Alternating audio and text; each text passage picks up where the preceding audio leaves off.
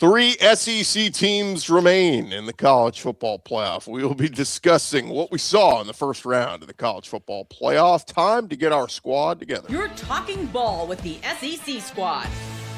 From Alabama to Tennessee, from Georgia to Oklahoma, from Auburn to Texas, it's the local experts of the Locked On Podcast Network bringing you scoops, breakdowns, and the most comprehensive preview of the upcoming SEC weekend. It's the SEC squad, and we have a seat for you. Hurt feelings and thin skin are prohibited. Squad up, you're part of the SEC squad.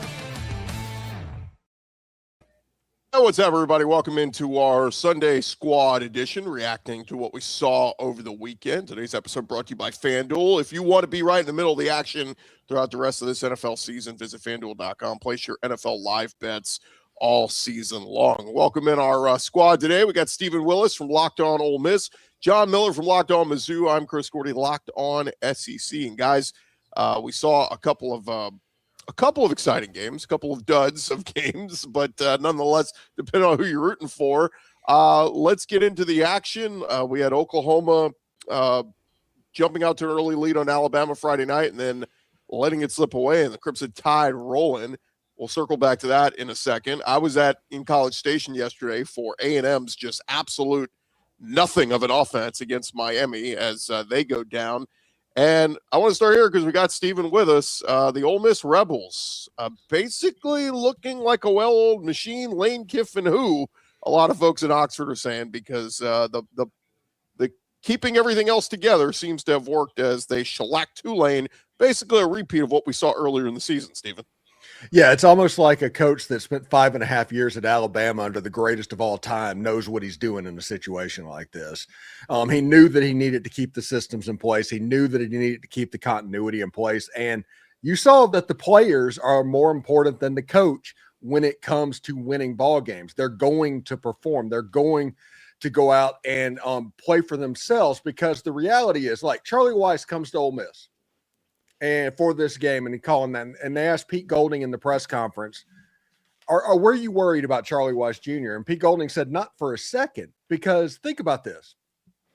Everybody has said for 3 weeks, this is Lane Kiffin's offense that they run. Well, Charlie calls the plays and always has. This is Charlie's one opportunity to go out and show that this isn't Lane Kiffin necessarily's offense, and that he is a pretty good football coach himself. And he went out there and the offense looked exactly the same. Honestly, Ole Miss was a sack fumble inside the 10-yard line away from winning that game worse than they won the first time 3 months ago. It was just a big thing. The pyrotechnics, the national anthem, everything was a big atmosphere. It was a celebration. It was a party by Ole Miss fans, and they deserved it. And especially after last year, because last year they had a 12-0 roster that they went 9-3 with. This year, they don't have as talented of a team, but they probably have a better team right now. Yeah, I'll just say this. I thought retaining, it is Pete Golding, right? I'm doing this off the top of my head. But I thought at the time, you know what? I don't know what this is going to look like for the Rebels in the long term. I thought short term, this is a huge win just because of what you said. Continuity. Here's a guy who's smart enough to know we're on a playoff run here. Let's just keep the train on the tracks. And promoting somebody within at that moment, to me, that was the only move, especially a defensive coordinator. Obviously, retaining Charlie Weiss Jr., too, a huge deal, like you mentioned, and how hilarious that sort of viral video of the Ole Miss fans at the on the tarmac cursing at Charlie. Boy, that aged well, didn't it? I loved all the sleuths out there. But anyway, I thought that was completely accurate. And one thing I noticed, too, and maybe underestimated a little bit coming into this, when it comes to Ole Miss against Tulane, that type of matchup, we talk about the grind of the SEC each and every week. Just having a couple weeks off there of rest, I thought it made a big deal there for Ole Miss. Yeah, it was one of those things, like whenever you play these G5 teams in the playoffs, and yes, a G5 team can win in a bowl game, they can win in the regular season and all this, but that is usually when the playoff level team underestimates the G5 just a little bit. Once you get to the playoffs, you don't need motivation. You're not going to overlook your opponent. And I think that's the reason, like, Oregon just jumped out on James Madison in their playoff game. Ole Miss did the same. They scored a touchdown in 59 seconds on their first drive. And it's just one of those things that you're not going to slip up and beat a Power 5 team or a Power 4 team. You're going to have to legitimately do it because you're not going to be overlooked. One of the all-time great backdoor covers in history by James Madison yesterday. Could you believe that? I was like, they covered the spread after all that? Unbelievable. If you think this is rigged, I can see why after that type of result. Yeah, to play devil's advocate, and look, I don't want to take anything away from Ole Miss. If the people I talked to who were there said it was a party in the Grove, I mean, it was awesome. It was just the excitement of, look, we're going to be okay. You know, we lost the coach that helped kind of build this thing, but look, can this sustain without him? You know, it almost reminds me a little bit in different scenarios.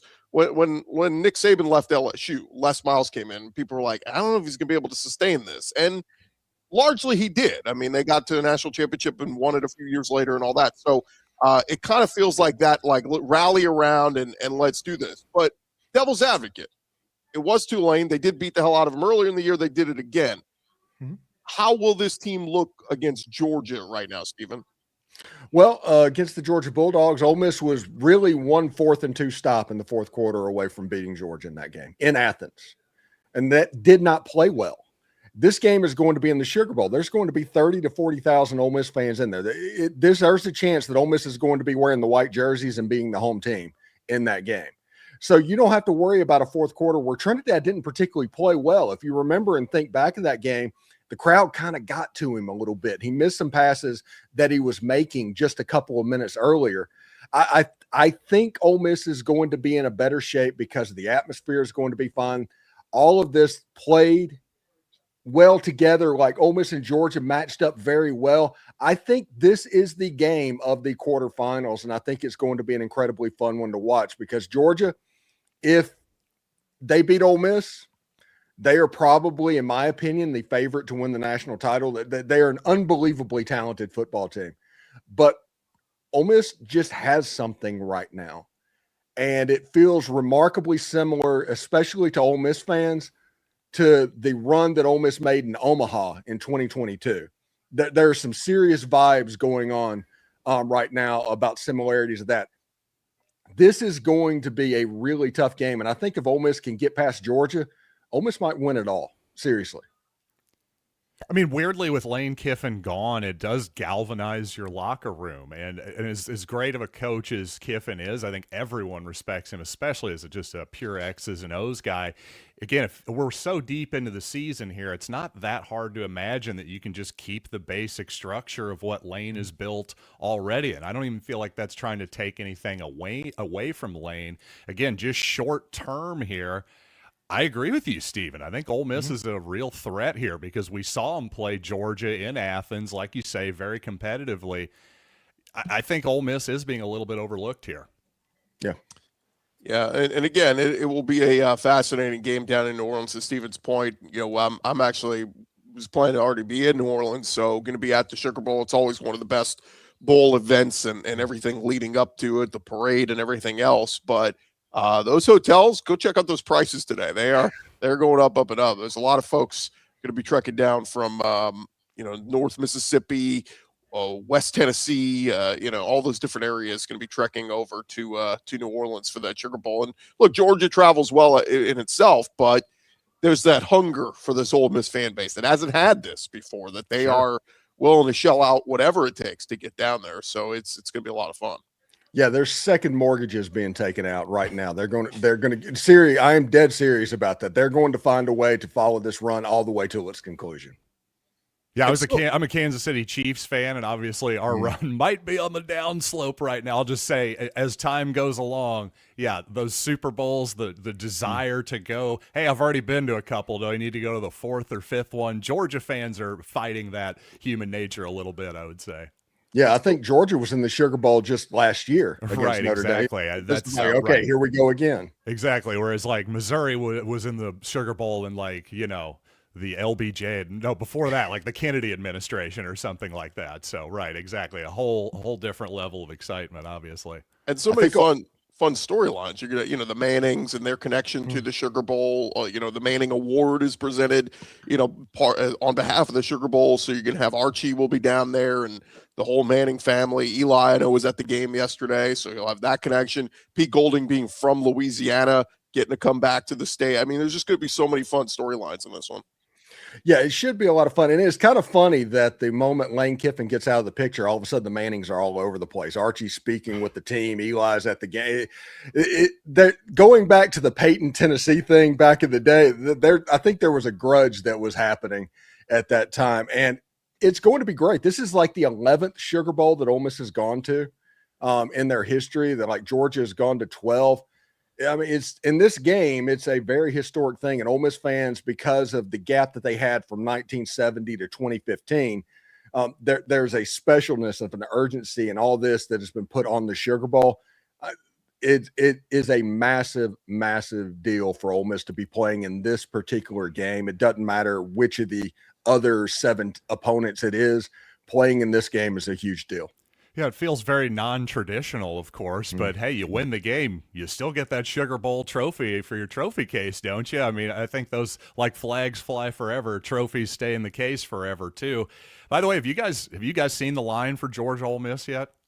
Yes, I think Georgia's favored by 6.5 or something like that, according to now FanDuel. Up to 7.5 over at Nice. FanDuel. I have to Go say that up. surprises me. Go that up. really Give us all the surprises points. me, Steven. Over a touchdown, I think that's a little high. I got to be honest with you. Georgia's playing well. They are playing really well right now. I don't think it can be understated exactly how much improvement they have made in the last month and a half of the football season. This is going to be a very tough game, but I'm going to say, go off of that environment when they were absolutely up to play. It was a tight, competitive ball game for 4 quarters, and it's going to be again. I just think 7.5 to me, that's more of an Athens line than it is a New Orleans Sugar Bowl line. I think on a neutral field, especially like what we just talked about, maybe leaning more toward an Ole Miss crowd, that's just a little high to me. Georgia travels well. Georgia travels well. So, I'm just saying it'll be 50-50, I think, at worst. I mean, neutral field, I think will be very neutral. One more, Steven. What's the thought on the health of both the starting quarterback and the starting running back? We saw Trinidad kind of get shaken up. He came back in. Kewan Lacey got hurt, left, came back, and then left again. Where do you think their statuses are? Trinidad Chambliss, they were testing him for concussion, which he passed. So he came back in the game. Trinidad's fine. He's going to play all good. Kewan Lacey, one of those running back shoulder type deals. He refused a brace or a cuff at halftime, came back in, kind of re-aggravated the same thing. If he wants to play, if he is down with going, Kewan Lacey is going to play against the Georgia Bulldogs. It's not anything that's going to keep him out. It's going to be a lot of fun, and like I said, I'll be down there, and a lot of Ole Miss fans will be down there, and a lot of Georgia fans will be down there. They're hungry for it. Look, Georgia, it's been a couple years since they've won a national championship, right? That fan base needs a championship, So no, it's certainly going to be a lot of fun. When we return, guys, let's. You got any other thoughts on Ole Miss, Steven, before we roll on? I'm just very excited. I've got, as you can see, all of my playoff gear is starting to come in. It's been pretty slow. So coming up to the Georgia game, we are going to have a good time enjoying that, because no matter what happens from this point on, this is an amazing season for Ole Miss football, and it's a free shot against the Georgia Bulldogs. That is a red shirt, right? Somebody said yes, orange. it is. Yes, it is. Okay. Yeah, it's red. Like, since when is Ole Miss orange? Need some color correction post here. I've got different color lights around for the effect for my show, and sometimes that affects the red. It is what it is. All right, when we return, we'll switch gears. Let's talk about the Tide rolling in Norman on Friday night. With that, we'll get to that coming up next. All right, first, guys, NFL Sundays move fast. We got one today, and one big play. Suddenly, everything feels different. You can make it even more exciting with live betting over at FanDuel. So exciting. You're not just watching the game, you're reacting to it in real time. With FanDuel, you can place bets as the action unfolds, every drive, every momentum swing, every highlight moment. And look, they got all the college action up there as well. We got the playoff lines are up there. All the NFL action, live spreads and money lines adjust instantly. Player props update as guys heat up throughout the game. You could bet the next touchdown score, drive results, totals, whatever it is. If you want to be right in the middle of the NFL action throughout the rest of this season, visit FanDuel.com. Place your live bets all season long. It is FanDuel. The game moves fast, and so can you. All right, guys, let's get into Friday night's playoff game. Talk about overreaction, Jackson. Man, we're watching Oklahoma move the ball up and down the field on Alabama. They're scoring points. It's a 17-0 lead, and you're like, I mean, everyone on social media was burying Alabama. The Tide should have never been in this playoff. Kalen DeBoer's a fraud. This team's a joke. And suddenly a couple of things happen. A blocked punt here, a pick six there. Bama's back into it, and they never look back as the Tide rolled 34-24. I was pretty shocked, guys, because I thought that home field advantage, that crowd rocking, sold-out crowd, like I just thought, I don't see how Alabama wins. They've been playing so inconsistently the past few weeks, but my gosh, was that a big win for the Tide. I think Oklahoma would be playing Indiana right now. If there was a play in the second quarter of the game, Oklahoma was up 17-0. There was a 3rd and 2. John Mateer broke out of the pocket. He could have ran for 25 yards. It was completely open. He tried a deep shot that was dropped by a running back on the 15-yard line, and everything turned. I think the next play was the dropped punt. The next series was the pick six. And at that point right there, you can literally see Oklahoma kind of peeing down their leg with what was going on, because when Alabama gets going, there's two schools in the SEC that when momentum truly gets on their side, it can be a problem, and Alabama's one of them. And once they started stemming that and affecting the crowd, Oklahoma got really tight because they knew what was coming. And at that point, it was on Oklahoma to make an offensive play, which honestly they haven't done all year, which means Alabama just was able to come back and take care of business. It was a heck of a day by Kalen DeBoer, because everybody said in the first quarter, there was like, oh, Michigan interview. They were making all those jokes online. By the end of the game, all those same people were being pretty quiet.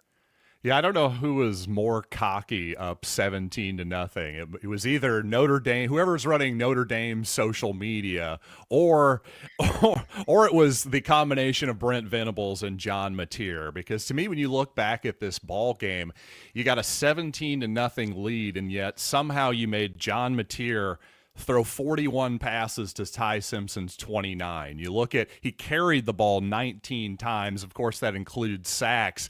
Just to me, you're putting it all on this guy's hands, on his shoulders a little bit. A guy who has been injured, a guy who refuses to take the easy play sometimes, as Steven points out, at the trying to always get the big chunk play, doesn't really know how to manage the game, apparently. I just think Oklahoma kind of mismanaged the lead in the game a little bit. Now, obviously, hey, the dropped punt, I mean, there's nothing the coaching staff can do about that brain malfunction there.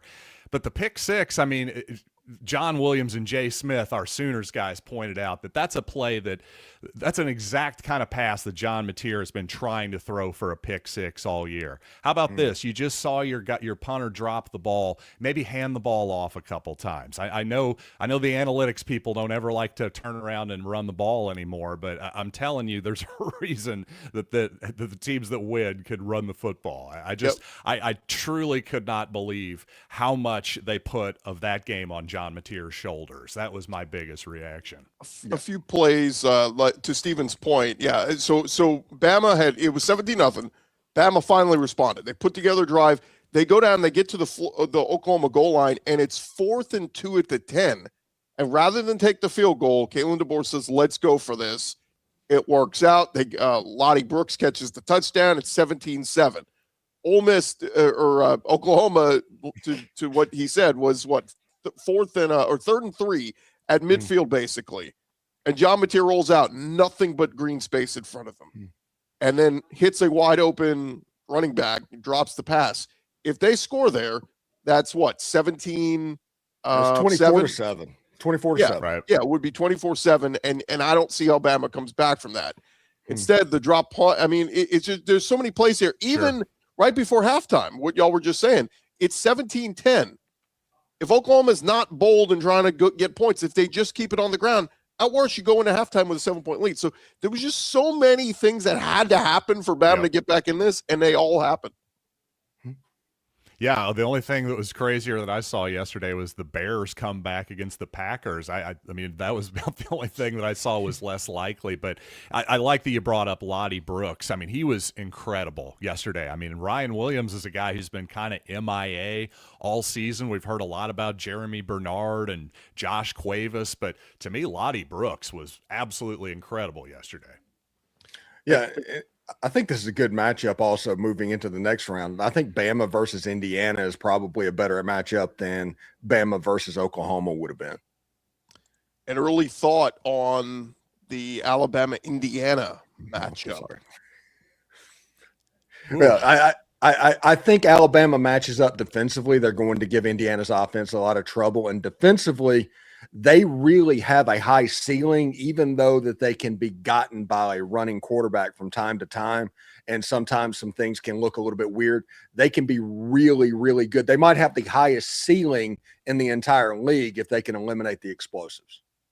I think the emergence of Brooks and just, again, the rest element, something that I think I underestimated a little bit, just essentially having a week or two off, even if you're Bama. They had to play the SEC title game, of course, but I know Ty Simpson had been banged up a little bit. I just think maybe Alabama can get a little bit back more toward what they look like, the best version of themselves in the middle of the season versus a team that looked a little bit worn out and lifeless in Atlanta for sure.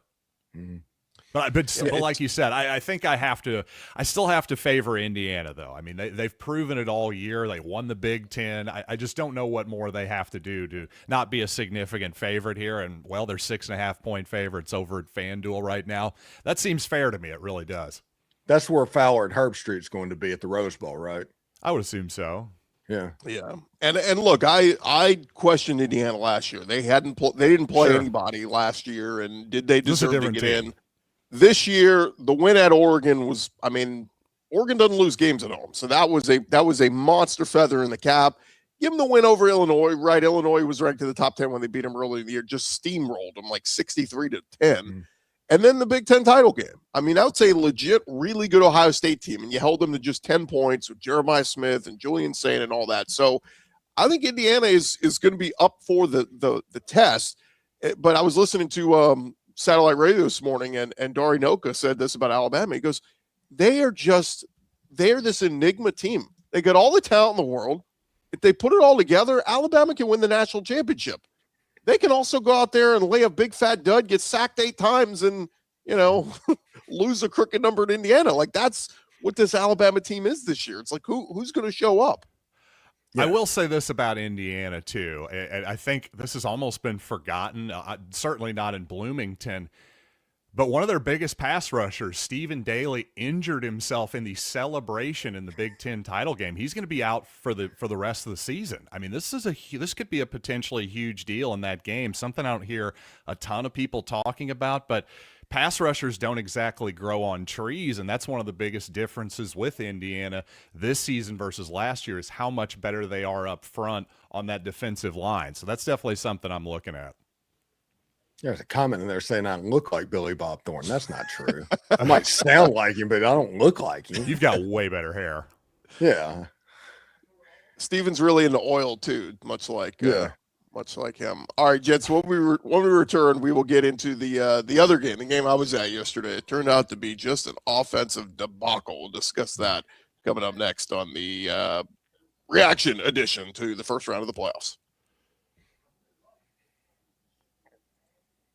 Hey, first, guys, there's nothing like college football season. Of course, all the different playoff games happening. And if you want to actually get tickets, that part can be frustrating, but not with our friends at Gametime. Gametime gives the advantage back to fans. It's the easiest way to unlock amazing college football tickets and experiences in just a few taps. You open the Gametime app, you look at the upcoming college football games, and you're going to be surprised how fast it will be to find great seats, whether it's the Sugar Bowl matchup, the Rose Bowl matchup, want to get an early jump on the national championship. The app is currently is incredibly easy to use over Gametime. You'll go from browsing to buying tickets in just minutes. Seeing college football tickets starting as low as $25. Make it easy to plan a game day trip, and knowing prices include all fees up front makes the whole process stress-free. Go take the guesswork out of buying college football tickets at Gametime. Download the Gametime app, create an account, use our code LOCKEDONCollege, get $20 off your first purchase. Terms apply. Again, that's Locked On College for $20 off. Download the Gametime app today. Hey, real quick, guys, do want to remind our listeners about our Everydayer Club. Thank you for making us your first listen of the day. If you haven't already, go check out our Everydayer Club. You get access to ad-free audio feed on whichever Locked On show you're looking for. It's compatible with Apple Podcasts, Spotify, and every other major podcast app. And you get an invite to the members-only Locked On Everydayer Club Discord server, which includes a group chat just for listeners of whichever show you're looking for. And, of course, if you do it for an SEC show, you get access to our SEC chatter as well. You can check that out at lockedonsec.supercast.com, lockedonmizzou.supercast.com, lockedonolemiss.supercast.com if you're looking for any of our shows.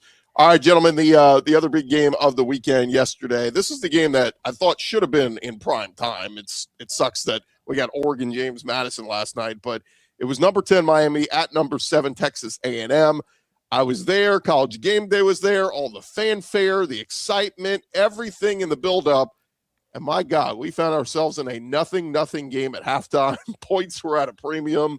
The first touchdown wasn't scored until the final minutes of the game. Miami pulls it out 10-3. But what did you guys make of this? I saw Josh Pate in the press box. I said at halftime, I said, "You're probably enjoying this, you sicko." He's like, "Oh, I'm drooling watching this." I'm like, "Yeah, I bet you are." But what did you guys make of it? I think it set offensive football back about 45 years. I mean, it was pure 1980s football. I halfway expected Bear Bryant to be going against somebody else, and he's like Vince Dooley in the late 70s, early 80s national champion. That is what that game felt like. And I understand the elements were there, and you said the wind off air was swirling in the stadium and all that. It was two teams that were basically doing a clinic on how not to play special teams, and then Marcel Reed just threw interceptions at the exact wrong time. I do have a feeling that SEC Shorts, when they put out their video, they're going to play up the battered Aggie thing that they've been doing the last couple of weeks, because that absolutely showed out. Because you have to wonder if Colin Klein was just distracted by Kansas State and all of that with the way that offense performed. And I don't know if it was all on the players. It could have been game plan, but Miami defensively, they are legit. They're going to be a problem. They have the athletes to match up with an Ohio State. That game could be a lot of fun too.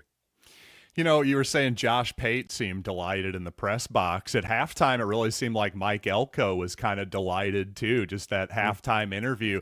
I think he kind of liked where his team was and thought, hey, we're just going to grind this thing out and win it. And I guess they would have if Marcel Reed hadn't thrown that terrible interception and in the red zone there at the end, and of course had some other poor moments. But you do have to give credit. I mean, these are two very good defenses. Texas A&M was known more for its offense this season, but statistically a very good defense as well. And it just seemed like Mike Elko time and time again was drawing up really good blitz schemes and attacking that Miami protection. And then yet, ironically, it was going the other way against Texas A&M, and it just didn't feel like they had any adjustment. It felt like every time they were trying to block 5-on-5 or 5-on-6, and Reed just simply was not able to get the ball out quickly enough.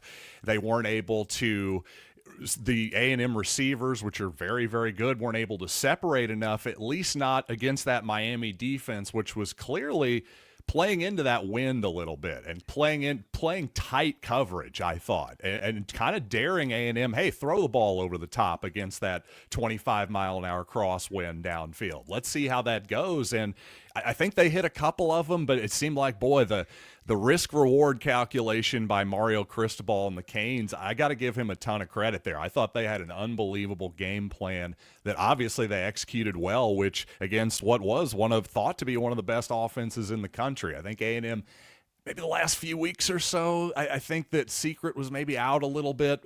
There wasn't quite as good a performance, but still, Miami took the game from them, I thought, defensively.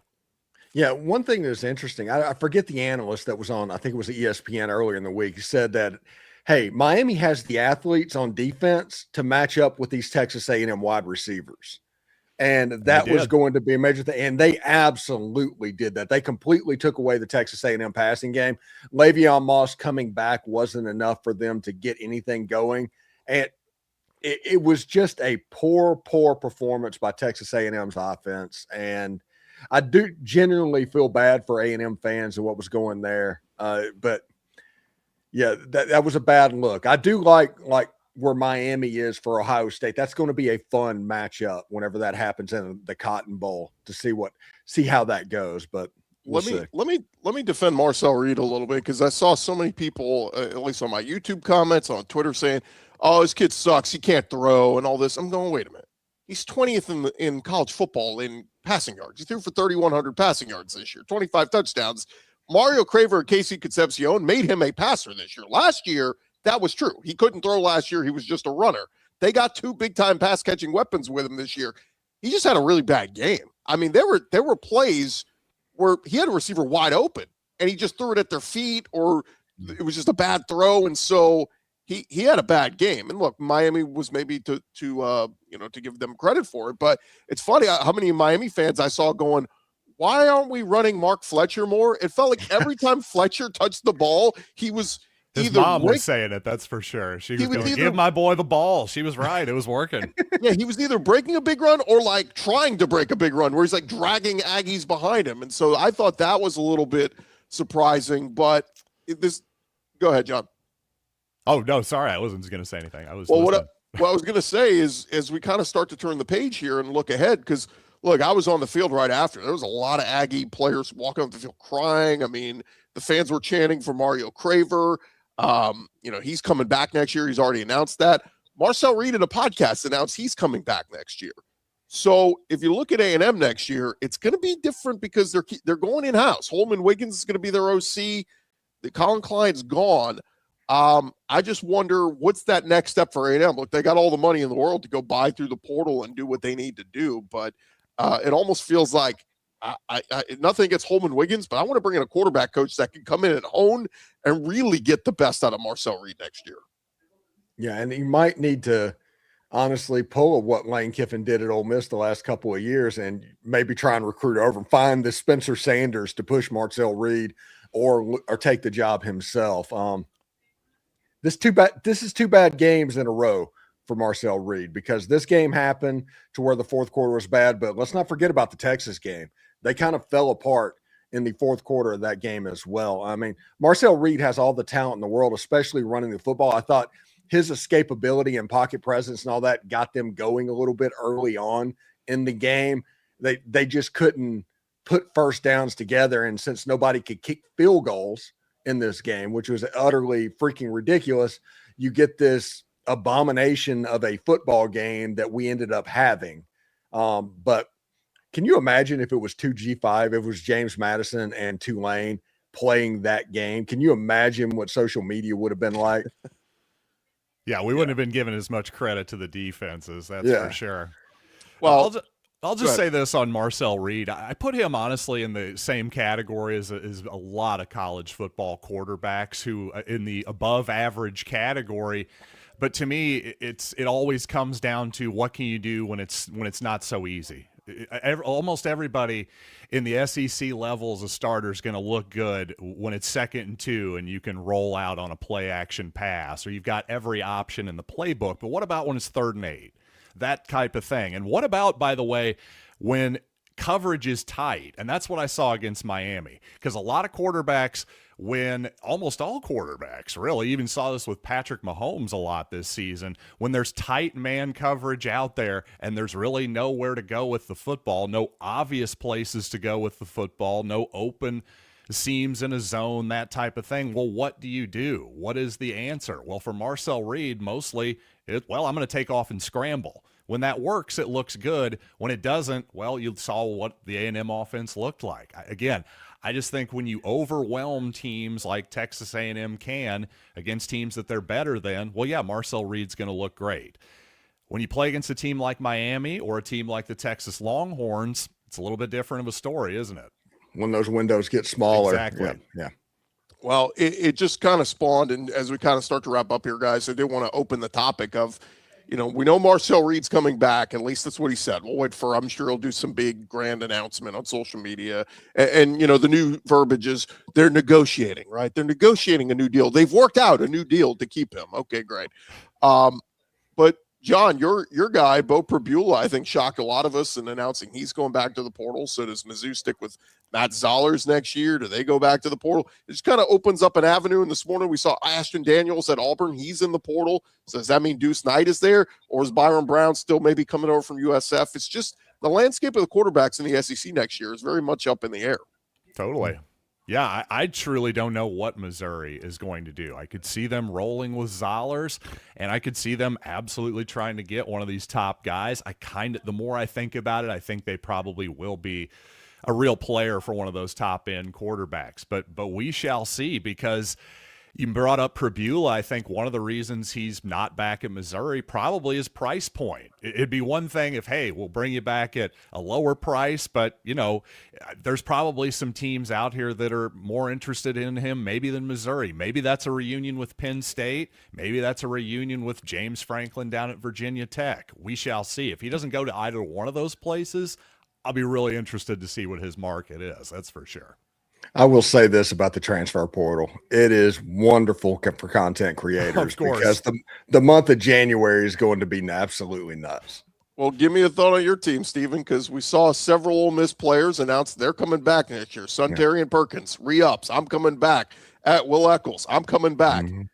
Trinidad Chambliss fighting for that extra year. We don't know if he'll be back. There's rumblings Lane may pull him to LSU. Where does Ole Miss go? Do they double down on Austin Simmons if he does leave?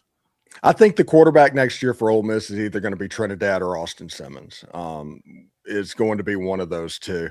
I think they're going to end up losing Kiwan. Kiwan is going to make some money after this season. That somebody is going to pay for that, and we'll see how it goes. I do think that Ole Miss is going to be able to retain a lot of the pieces that made them very good, especially on the lines of scrimmage. I think Will Eccles next season has a chance to have a Walter Nolan type year. I mean, he was basically an All-American this year. I can't imagine how good he's going to be next year. We'll see. I haven't dug into personnel for 2026 too much because we're still doing 2025. And that's kind of where my focus is. But once the transfer portal window opens up on January 2nd, you can kind of start doing that calculus because you see who's getting into the portal and what you need. Somebody asked me, is Gunnar Stockton back at Georgia next year? I said, where's he going? I don't think he's done enough to wow NFL scouts. Yeah, he's had a great year, but I think Gunnar Stockton's a lock to be back. And then the other one is Ty Simpson. He's getting talked about as a first-round pick potentially. If he goes, Bama they've barely even played Keelan Russell, or is it Austin Mack? I don't know. That it's just going to be fascinating looking ahead to next year, whereas a lot of SEC teams already are.